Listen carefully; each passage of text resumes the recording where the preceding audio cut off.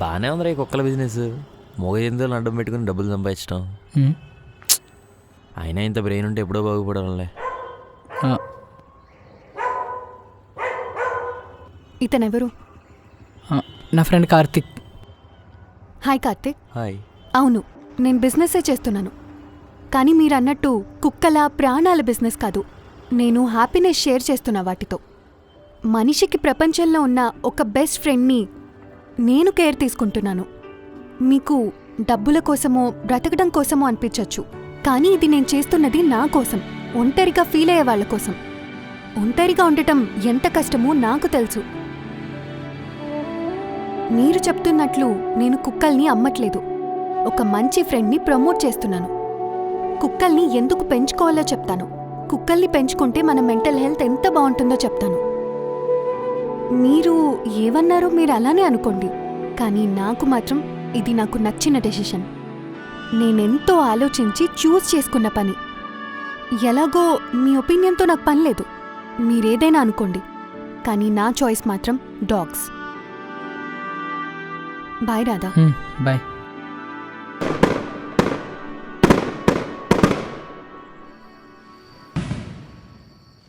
నాన్న, మీతో కొంచెం మాట్లాడాలి. అన్న కాల్ చేసావా? ఏమన్నాడు? ఫస్ట్ నేను చెప్పేది వినండి నాన్న. చెప్పు. ఒక్కసారి ఒక్క ఛాన్స్ కూడా ఇవ్వకుండా రిస్క్ అండ్ ఛాలెంజింగ్ అని మీరే డిసైడ్ చేస్తారెందుకు? మీరెప్పుడూ నాతో ఇలా లేరు, కానీ ఈ ఒక్క విషయంలోనే ఎందుకో నాకు అర్థం కావట్లేదు. మీరు చెప్పే రిస్క్ అండ్ ఛాలెంజెస్ మీరు వెళ్ళమని చెప్పే జాబ్లో కూడా ఉంటాయి నాన్న. అక్కడ టీమ్మేట్స్ ఉంటారు నీకు సపోర్ట్కి. కష్టపడైనా నువ్వు అలవాటు పడతావు వర్క్ అర్థమయ్యాక. ఇలా టైం వేస్ట్ చేస్తే ఫ్యూచర్లో నాలాగా క్లర్క్ జాబ్ చేసుకోవాల్సి వస్తుంది. రెండు ఒకటే నాన్న. ఇక్కడ మీరు సపోర్ట్గా ఉండండి, లేదా నా ఫ్రెండ్స్ ఉంటారు. జస్ట్ అలౌ చేసి ఎంకరేజ్ చేయండి నాన్న. ఇది టైం వేస్ట్ కాదు, ఇది కూడా నా కెరియర్ గురించే. ఇది మీకు ఎలా అర్థం అవుతుంది నాన్న? ఎక్కడైనా నేను వర్క్ నేర్చుకుంటేనే అలవాటవుతుంది. ఇక్కడైనా వేరే కంపెనీకి శాలరీ కోసం జాబ్ చేస్తూ నా తెలివితేటలు, నా ఎఫర్ట్స్ వేరే వాళ్ళ కోసం పెట్టనా, నా కోసం పెట్టనా? ఈ బిజినెస్ పక్కన పెట్టే, మధ్యలో ఈ పెట్స్ ఏంటి? మీ అమ్మకి ఇష్టం ఉండదని మన ఇంటికి ఇంతవరకు తీసుకురాలేదు. నాకు తెలుసు, అందరికీ అన్ని ఇష్టం ఉండాలని లేదు నాన్న. ఇది నేను ఒంటరితనంలో ఉండే వాళ్ళ కోసం చేస్తున్నాను. నన్ను మీరే నమ్మకపోతే రేపు జాబ్లో, ఫ్యూచర్లో ఎవరైనా నన్ను ఎందుకు నమ్ముతారు? మిమ్మల్ని నేను కన్విన్స్ చేయలేకపోతే ఇంకేం చేయగలను?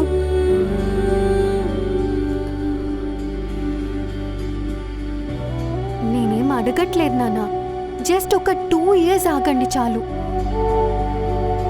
మొన్న నేను అంకుల్ దగ్గరికి వెళ్ళి అడిగింది కూడా మిమ్మల్ని తక్కువ చేయాలని కాదు నాన్న, నా వల్ల ఎంత అవుతుంది అని, నా కన్విన్సింగ్ కెపాసిటీ ఏంటో నాకు తెలుస్తుందని. అంతేగాని ఇంకేం లేదు నాన్న. సరే, 2 years అన్నావుగా, నీకిష్టం వచ్చినట్టు చేసుకో. ఈ 2 years వరకు నేను జాబ్ గురించి మాట్లాడను, కానీ 2 years ఇలానే ఉంటే మాత్రం పెళ్లి చేసుకోవాల్సిందే. ఈ ఒక్కసారికే నన్ను నమ్మండి నాన్న, చాలు. థ్యాంక్ యూ నాన్న.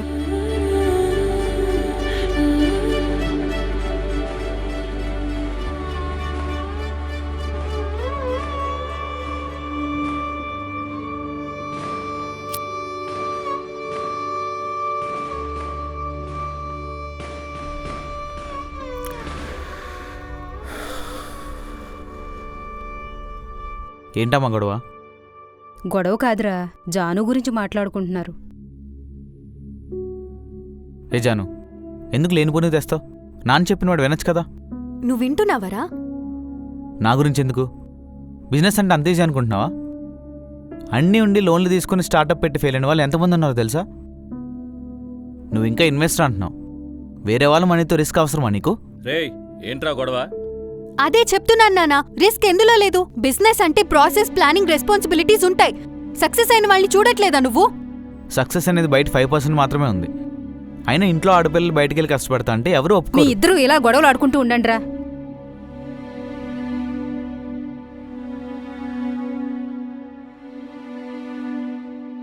ఏమైంది అసలు? నువ్వు వెళ్ళిపోయాక నార్మల్గా ఉన్నారు నాన్న, నాతో ఏమనలేదు. ఏంటో నాకే అర్థం కాలేదు. అదేంటి?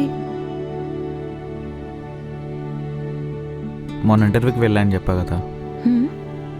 సెలెక్ట్ అయ్యే కానీ ఫుల్ టైం హైరింగ్ టైం పడుతుందని చెప్పారు. అదే చెప్పా మీ నాన్నతో. విన్నారు, వేరే రిలీజన్ అన్నారు, మళ్ళీ కలుద్దాం అన్నారు. అదేంటో అసలు అర్థం కాలేదు. ఏంటోరా, అందరికీ ఇదే ఫేజ్ ఉంటుందేమో. సర్లే, నువ్వేం కంగారు పడుకో. వద్దనలేదు కదా, చూద్దాం.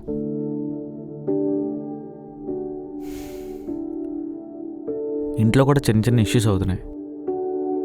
జాను గురించేనా?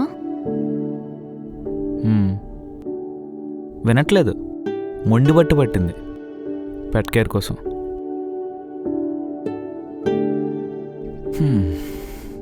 నేను కూడా నాన్నతో కొంచెం మాట్లాడాలి. నెక్స్ట్ ఏం చేద్దాం మరి?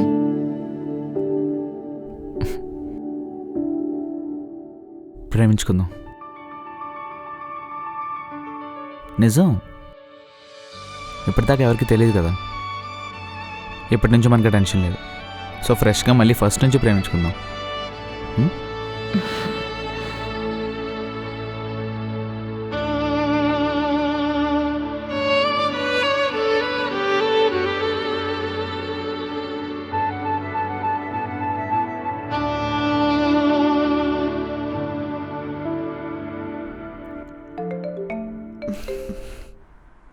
హలో, ఇన్వెస్ట్మెంట్ చేసిన నాకు 20% షేర్ అండ్ నీకు 15% షేర్. రేపు పేపర్స్ రెడీ చేసి తీసుకొస్తా. లేదు వద్దు రాధేష్. నాన్న మాట వినట్లేదని నాన్న చాలా బాధపడుతున్నారు. నాన్నెప్పుడు బయట అప్పు చేయలేదు. అప్పంటే చాలా భయం తనకి. నేను నాన్న బాటలో వెళ్తాను. మరి ఇప్పుడేమంటావు? ఇన్వెస్ట్మెంట్ లేకుండా చేద్దాం అనుకుంటున్నా. ఎలా? మా పక్కన ఆంటీని చూస్తే తెలిసింది. నేను ఎంక్వైరీ చేస్తున్న టైమ్స్లో చాలా డాగ్స్ని చూశాను. అడాప్షన్కి ఇస్తున్నారు. అందులో ఒక ఫీమేల్ డాగ్ని తీసుకుందాం. ఆ డాగ్తోనే స్టోర్ స్టార్ట్ చేద్దాం అనుకుంటున్నా. మరి హెల్పర్? నువ్వు జాబ్ మానేసి షాప్లో ఉంటా అన్నావుగా మరి.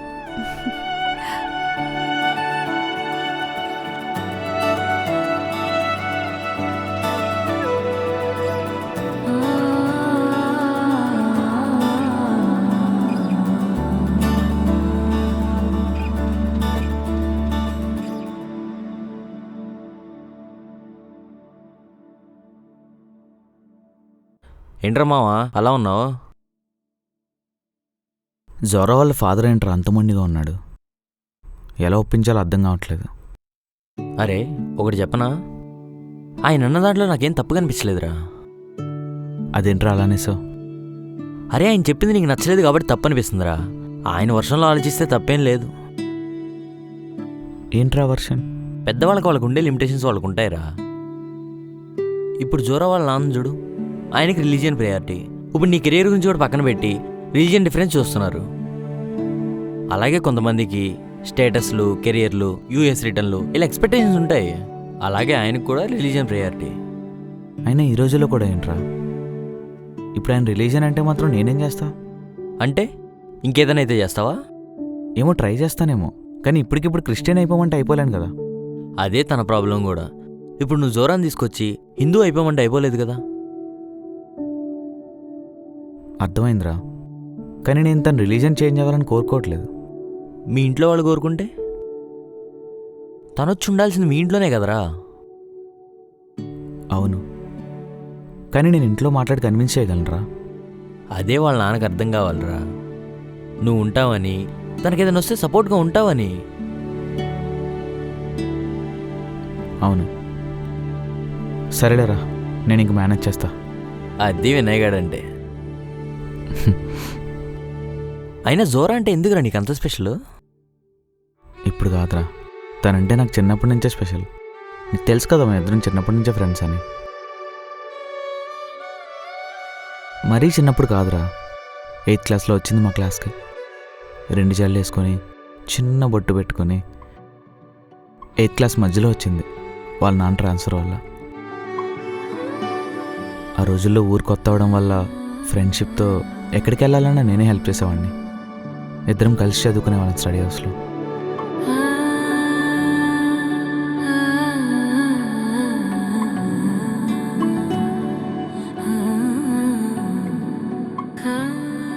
ఆ రోజుల్లో అది లవ్ ఏం కాదురా, జస్ట్ అట్రాక్షన్ అంతే. అయినా ఎంత స్పెషల్ ఎప్పుడైందిరా? ఒక్క రోజులో అయిందని చెప్పలేనురా.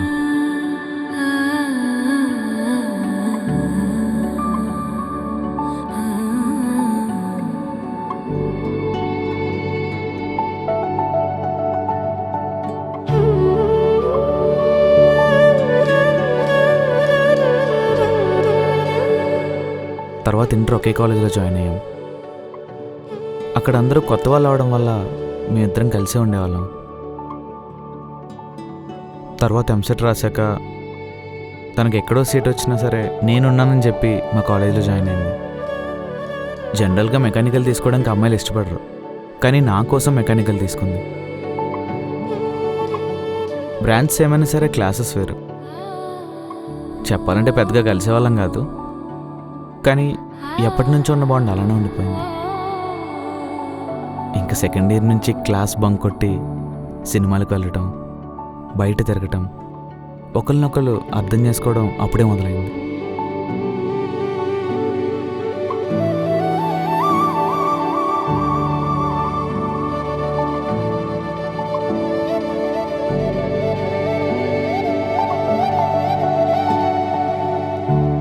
ఫోర్త్ ఇయర్కి వచ్చాక తను వదులుకోకూడదని ప్రపోజ్ చేసేసాను.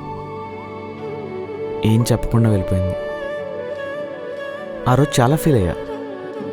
ప్రపోజ్ చేసినందుకు కాదు, మా మధ్యలో ఉన్న ఫ్రెండ్షిప్ పోగొట్టుకున్నానేమో అని చెప్పి. కానీ తర్వాత రోజు వచ్చి నవ్వుతూ ఓకే చెప్పింది. ఇంకా అప్పటి నుంచి నీకు తెలిసిందరా. అరే, స్టడీస్ అయిన తర్వాత నేను ఇన్ని రోజుల నుంచి కోర్ జాబే కొడతా అని చెప్పి ఇంత మొండిగా ఉన్నా కదా, తనకి వెంటనే జాబ్ వచ్చినా కూడా ఒక్కరోజు కూడా నన్ను తక్కువగా చూడలేదురా.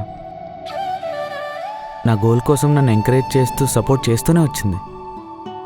కోపం, ఈగో, యాటిట్యూడ్ ఉండొచ్చు, కానీ ఇలా చేసే జాబ్ మీద చూపించకూడదు. షార్ట్ లిస్ట్ చేసి పిలుస్తారేమో, వెయిట్ చేద్దాం. నువ్వు ట్రై చేస్తే గవర్నమెంట్ జాబ్కి ట్రై చేయి, లేదంటే మెకానికల్ కోడ్ జాబ్కి చేయి. ఈ టైం పాస్లు వద్దు. ఎలారా తను వదులుకునేది? తను నాకు స్పెషల్ రా.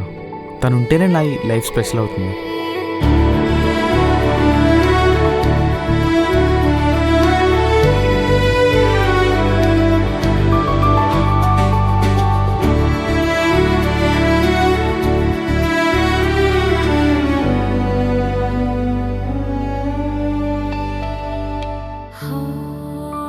వాళ్ళ నాన్న ఎలాగైనా ఒప్పిస్తారా?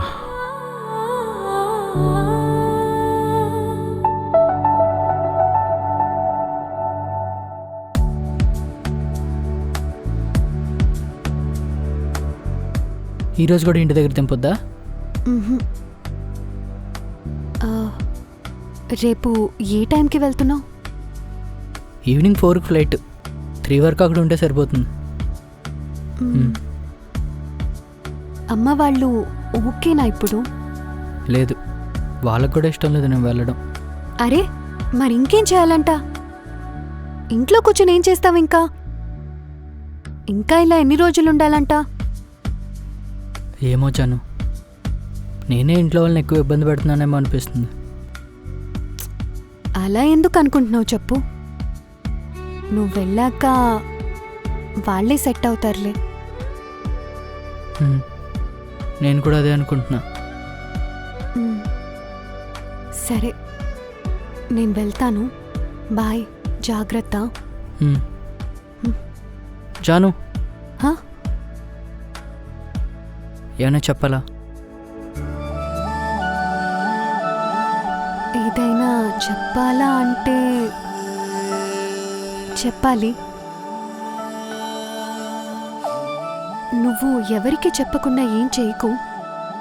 ముఖ్యంగా నీకు దగ్గర అనుకున్న వాళ్ళకి అన్నీ చెప్పు. చెప్పాలి కూడా. అప్పుడే కదా వాళ్ళు హర్ట్ అవ్వకుండా ఉంటారు. సారీ జాను. అరే నాకెందుకురా sorry. Happy journey.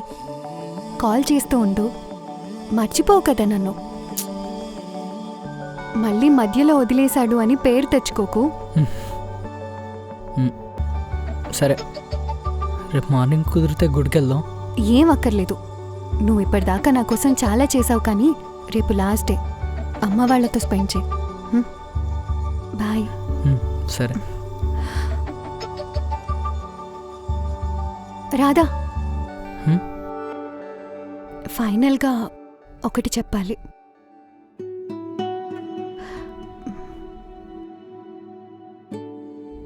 I love you.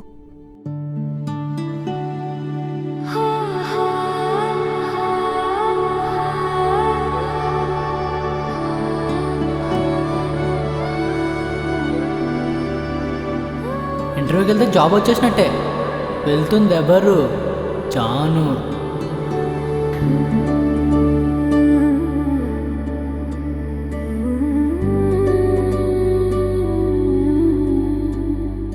నువ్వు ఇంక ఇన్వెస్ట్మెంట్ గురించి ఎవ్వరిని ఏమడకు. కావాలంటే నా తరపున నేనే ఏదో ట్రై చేస్తాను. 1,00,000 కదా బ్రో, నేను ఇన్వెస్ట్ చేస్తాను, ట్రై చేయండి అన్నాడు. ఎంత ఇస్తావండి? 50-50. కోపడుకు, కూర్చో. నేను వింటాను, అస్సలు మాట్లాడు.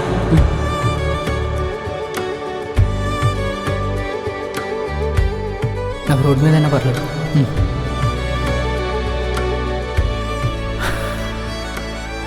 హెల్ప్ చేసి నాకు ఇస్తారంటే జాబ్ మానేసి నీ స్టోర్లో జాయిన్ అయిపోతా.